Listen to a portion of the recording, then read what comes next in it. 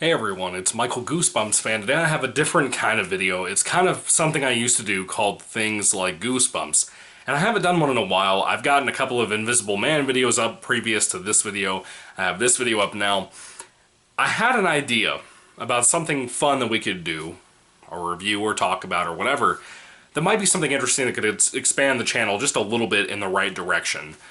Maybe, maybe not. I don't really know. But we're going to try this out. For me, I got into creepypasta a long time ago, about 10 years ago, if not a little bit longer, and it's because of this story that I have in the title, Cove, which I'll get more into in a moment. Now, creepypasta, what is that? For anybody who doesn't know, if you happen to be an older person or a person my age who just doesn't know what this is, think of things like Slender Man, think of things like The Rake, if you've heard of those urban legend slash theme, whatever they are. They were essentially short horror stories, and then they kind of expanded out. Some of them have multi-parts posted. They all typically came out of contests on the internet, or they came off of things like on Reddit, which I love Reddit, by the way. There's a certain subreddit called No Sleep, and a lot of people post their own stories there. Apparently a lot of the more modern content is not as good as the old content, from what a lot of people say. I've been around through the whole thing for the most part, and I haven't loved it like a lot of people. There are a lot of stories that I think are kind of overrated, at least from my memory. I don't know about currently, but like Slender Man. A lot of people love Slender Man. I love the game, and that's about it. Or at least the first game that ever came out. The one that scared everybody. With like the PlayStation 2 graphics. Candle Cove, I had I think it was a Droid X phone at one point, back in like 2009 or 10.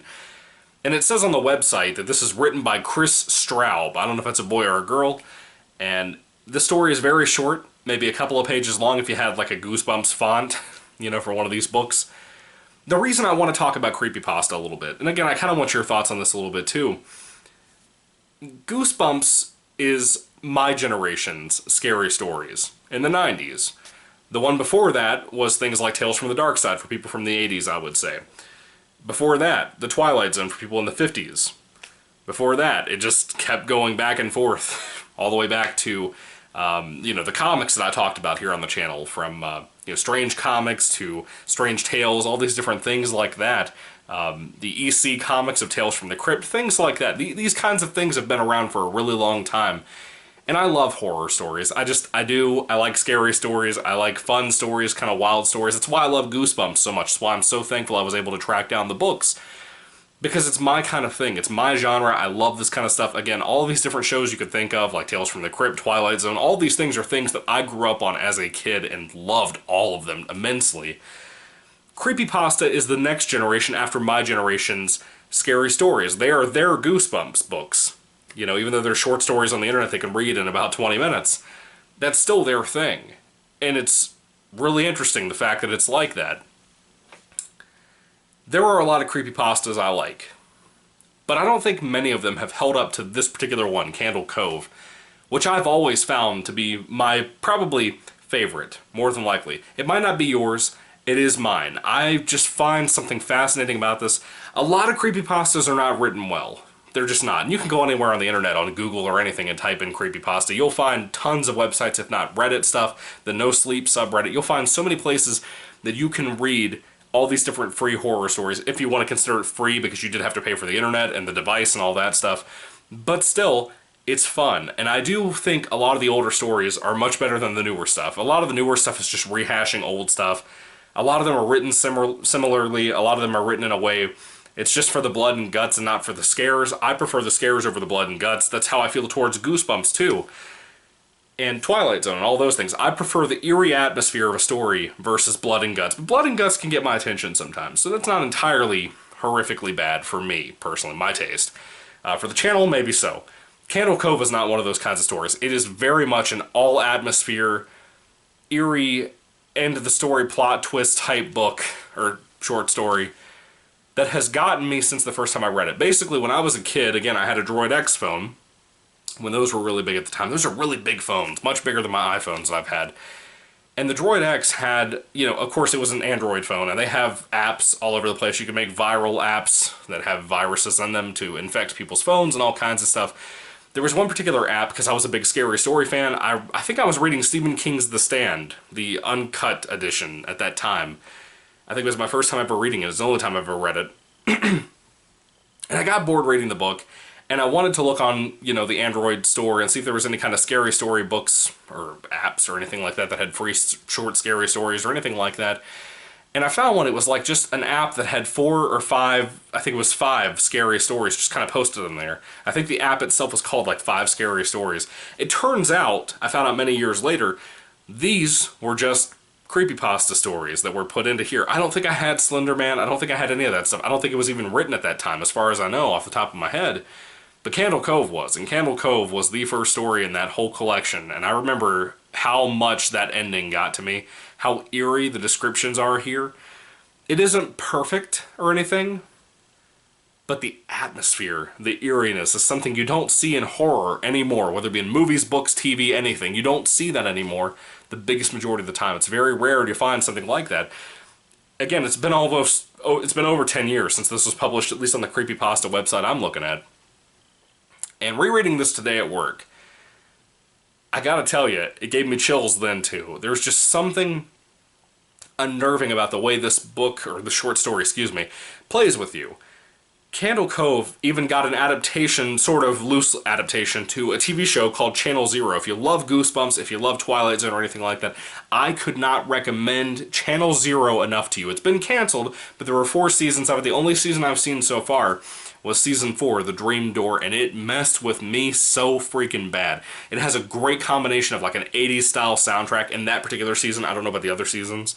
In that particular season, it had a lot of blood and gore sometimes, but you have no idea the stuff that was in the Dream Door season. If you haven't seen that show, you're missing out. You're really missing out. But anyway, getting back to this, Candle Cove had an adaptation. I think it was the first season of Channel Zero. I believe it's called Candle Cove if you find the DVD.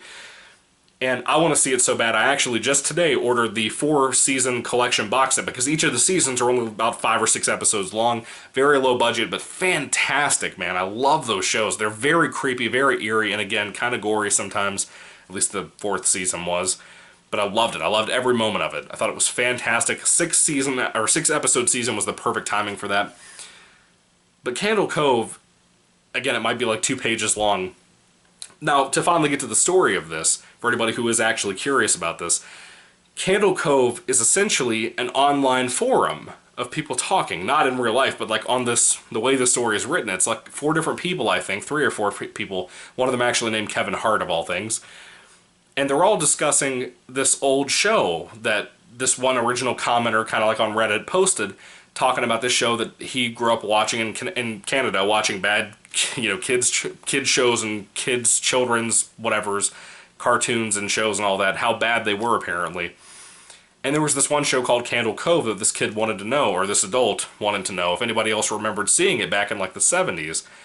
And it had to do with like pirates on a ship, and it was talking about all the low budget that was put into the show. It was made on like a dime's budget and had like puppets for the characters and stuff. And they kept referring to these horrific things they remember from this episode, or not from this episode, but just from the whole show, and then one particular episode they talk about too. Now, puppets, right? I'm already afraid of puppets and animatronics and all that stuff. But to have a story that describes the puppets the way they do here is unnerving. It really is. And I'm not going to lie to you. This story is creepy. It's one of the creepiest stories I've ever read in my life. I still stand by that. As much as I've read, I love Candle Cove. I think it's one of the best, most well-written, for what it's trying to do with the whole online forum thing, stories on the internet. I adore it. I think it is just immensely terrifying. I wanted to make sure it was the first creepypasta I ever reviewed here on the channel if I did go that way. And now I am, so here I am. I really love the story. I could not recommend it enough to you. Again, it's very short, and the ending, I don't know what it is. Maybe it won't affect most people the way it's affected me. Maybe it's a weird nostalgia thing for me, because the story itself is about nostalgia. Have you ever had a show, as an adult, if you're a grown-up, or even if you're a younger kid and you have a show that you haven't seen in like 4 years since you were really, really, really young? We've all had a show or an episode of something that we couldn't remember that well, thinking back about it. We wanted to ask other people on Reddit and whatnot if they've seen that same thing. I know all of us have. And this story plays on that so well, when a group of people that don't know each other are all recollecting memories about this. But again, that final twist at the end of the story gets to me so bad every time. I don't know what it is about that that's so unnerving to me. I guess it's just the atmosphere around this whole story, but just people talking about a show. in the show itself. It's really spooky, and I recommend it. And if you love Goosebumps, like I said, this is kind of the same thing. Creepypasta not as a whole, but this particular story is kind of the same thing as Goosebumps. Not that I would just stick with these kind of goreless type of shows, or, you know, episode reviews, book, short story, whatever reviews. It's not about that. It's about, again, this is the modern day's Goosebumps. The modern day generation's Goosebumps. This is what they'll be going back and talking about. Not Goosebumps, not Twilight Zone most of the time, I would say, in most cases. They'll be going and talking about, you know, 10 or 15 years from now about, hey, do you remember Slender Man? Oh yeah, the game sucked, man. The movie was terrible, all those things. They're going to be talking about it just like how we talk about Goosebumps. That's how wild this is. And eventually the next generation after them will have their own thing that'll be the same concept. It's crazy, you know? So I'm not trying to do this to like cash in, but I guess at the same time it could be arguable. But I think if you love Goosebumps, if you love Twilight Zone and all those things, creepypasta is not written to the standard of something like Twilight Zone, a very intelligent type of thing. It's not written like that. It's really just fan fiction, or just fiction in general. You have a lot of the NES video game things that I can't stand most of the time. They're usually pretty horrific and awful. A lot of like those fan-made video games about those creepypastas. They're not very good.